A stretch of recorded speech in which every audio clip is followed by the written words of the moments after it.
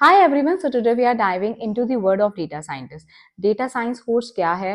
How one can become a data scientist? Why is this course becoming so famous? Why every other recruiter is hiring data scientist? ऐसा इस course में क्या है that it is among us the highest paying job? So इस video में we gonna discuss everything in detail about the course कि किन students को ये कोर्स के लिए जाना चाहिए, किन स्टूडेंट्स के लिए ये कोर्स ठीक है, क्या इस कोर्स की अभी इतनी डिमांड है, क्या ये कोर्स अपने उस एक्सट्रीम लेवल पर पहुंच गया है, आगे भी इसकी डिमांड है या नहीं है. So we gonna discuss everything in detail about the course. You have to watch the video till the end so that you do not miss any of the important information. So yes, इस course को अच्छे से समझने के लिए कि इस course में क्या है, पहले हमें ये पता होना चाहिए कि डेटा साइंस एक्चुअली स्टार्ट कब हुआ, डेटा साइंस की एक्चुअली डिमांड आई कब.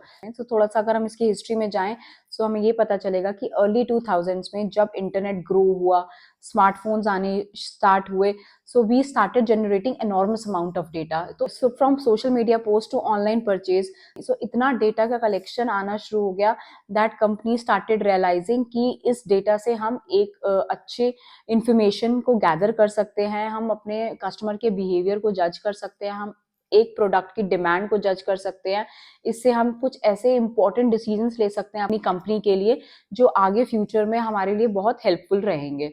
सो उस डेटा को स्टडी करने के लिए कि डेटास किस तरीके से एनालाइज करे जाएं, डेटास की क्या स्टोरी होती है, डेटास का क्या पैटर्न है, इन सबको, इस चीज को समझने के लिए एक डेटा साइंटिस्ट की requirement I.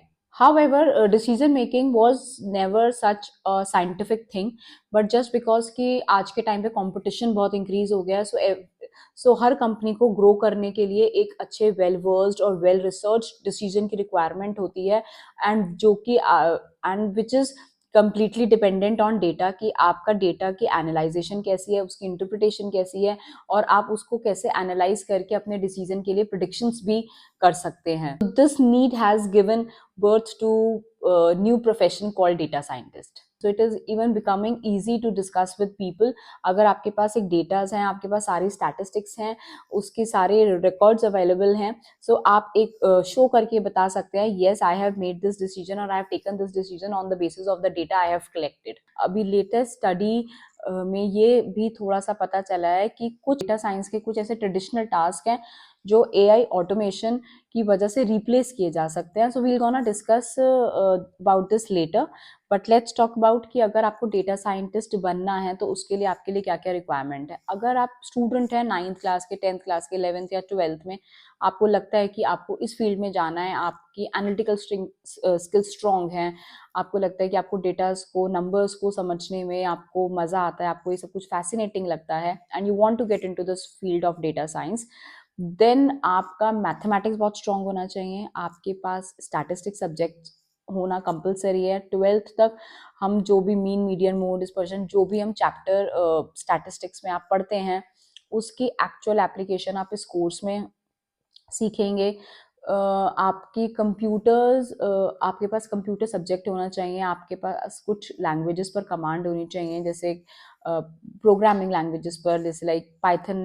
Computer as an optional subject आपके पास होना चाहिए, मैथमेटिक्स होना चाहिए एंड स्टैटिस्टिक्स होना चाहिए. अगर आपके पास ये 3 सब्जेक्ट हैं, it will be easier for you to get into the field of data scientist. Now let's talk about कि डेटा की एप्लीकेशन किस किस सेक्टर्स में है. सो इनफैक्ट आई बिलीव कि कोई भी ऐसा सेक्टर नहीं है जहाँ पे डेटा साइंटिस्ट की रिक्वायरमेंट नहीं हो. आप हेल्थ केयर सेक्टर ले लीजिए, आप एजुकेशन सेक्टर ले लीजिए, आप स्टॉक ट्रेडिंग में कंसिडर कर लीजिए, फाइनेंस में कंसिडर कर लीजिए, हर जगह पर हर जगह पर डेटा साइंटिस्ट की रिक्वायरमेंट है.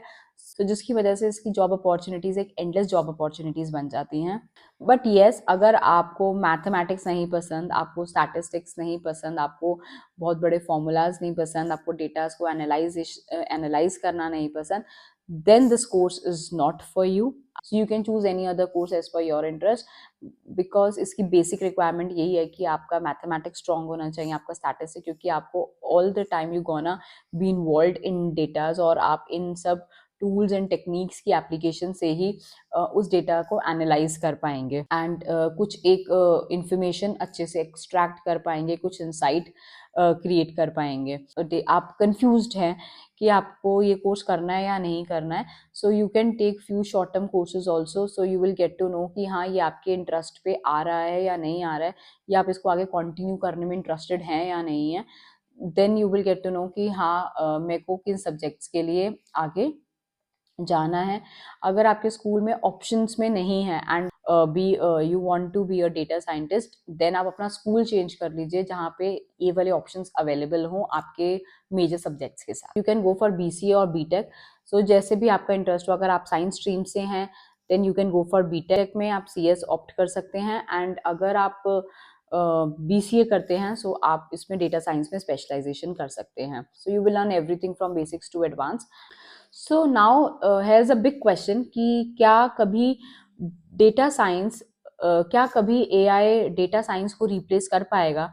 सो द आंसर इज येस और नो। अभी रिसेंट स्टडी से ये पता चला है दैट कुछ डेटा साइंस की जो ट्रेडिशनल टास्क हैं, data cleaning, data analysation, duplication of data, ये जो कॉमन ट्रेडिशनल टास्क हैं ये एआई ऑटोमेशन से रिप्लेस किए जा सकते हैं। बट येस, एक बिजनेस की अंडरस्टैंडिंग होना, एक उस डोमेन के बारे में अंडरस्टैंडिंग होना, कम्युनिकेशन होना, आप किस तरीके से उन डेटास के बेसिस पे डिसीजन ले सकते हो, ये चीज़ें it is very human thing. And so एक बिजनेस के लिए एक प्रॉब्लम को सॉल्व करना, एक अपनी खुद की इंट्यूशन होना, एक अपना खुद का जजमेंट होना एंड कम्युनिकेशन स्किल्स होना, सो ये सारी चीज़ें एक एआई नहीं रिप्लेस कर सकता। It still need a human intervention.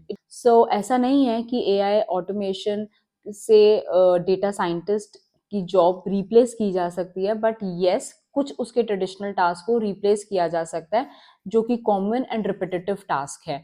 So in case आपको इसमें बहुत अच्छे से सक्सीड होना है, so you have to get yourself evolve. जो भी न्यू टूल्स एंड टेक्निक्स आती हैं and you really need to keep your practice going.